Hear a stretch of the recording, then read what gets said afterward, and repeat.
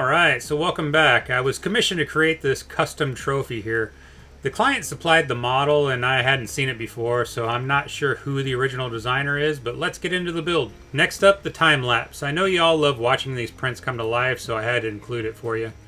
This trophy was split into 3 pieces. The base, a little bit of the lettering on the back with the back of the wolf's head, and then the front with the full lettering.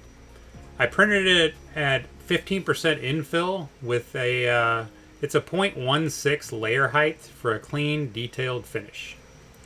Once all 3 pieces were printed, I used super glue to assemble all the parts together. Then I went back over the seams with my wood burner to weld everything solid.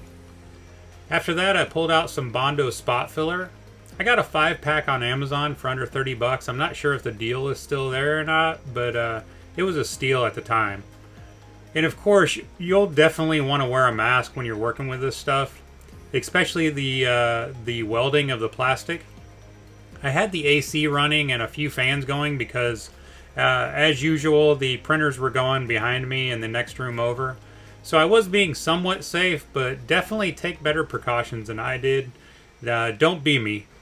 After everything was glued, welded, and sanded smooth, I moved on to primer. I use filler primer. It's always my go-to for any kind of build. You can find it pretty much anywhere, hardware stores, Hobby Lobby, even Walmart. It helps fill in those small imperfections and gives you a nice surface to work with. Once it all dried, I started wet sanding to get that smooth, clean finish before moving on to paint. Next up, paint.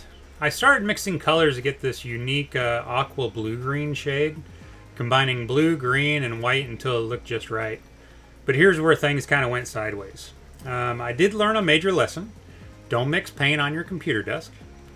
I unfortunately squeezed the paint bottle and the top popped it right off, and suddenly my desk and keyboard became part of the trophy build itself, which was not pleasant.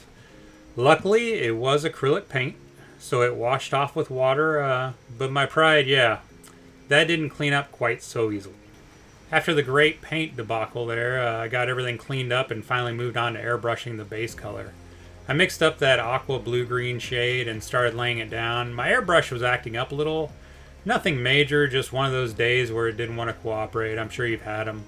Still, I managed to get a good, even coverage, and the color really started to come to life. Once the base coat was down, I started working on the shading. It's achieved just by using black paint. Around the nose area, it started to remind me of those bronze statues you see where people have rubbed the metal for years, like the big head of Lincoln when I went on this field trip to Springfield in Illinois when I was a little kid. The nose always was a different color because everybody rubbed it for good luck. That same effect starts to show up here. It's a little tough to show on video or pictures, but the subtle shading gives the whole piece depth and character, I believe.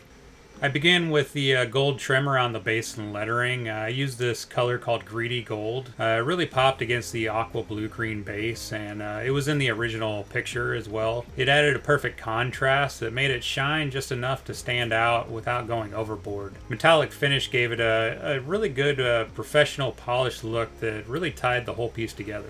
After the gold details were done, I pulled out my Tamiya weathering kit, one of my favorite tools for finishing prints. It's got soot, titanium, copper, and silver, a bunch of stuff in it. You blend them all together and you get that kind of weathering look. What I really love about this kit is you never know exactly what you're going to create. Every mix gives a different result. They're water washable and last forever, which makes them perfect for experimenting and adding just the right touch of realism. You can kind of start to see that nose kind of pop during this time as well.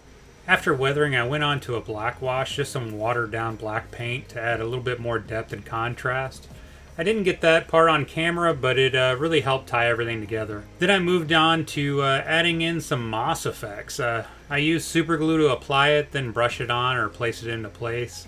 I added some strips on the back of the lettering just to give it some character. I didn't want it to just look like plain lettering from behind. I also added a little to the front, which gave it that aged, been sitting in a courtyard for years kind of look, I think. I think it really brought everything to life. It kind of gave it that look like it's been sitting there for years. And I did do a little bit of a black wash on the moss too, just to kind of age it up as well.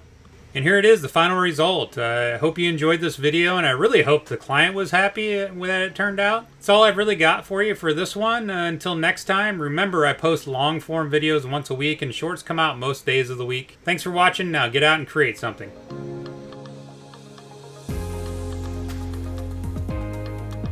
Need a print? Give us a try.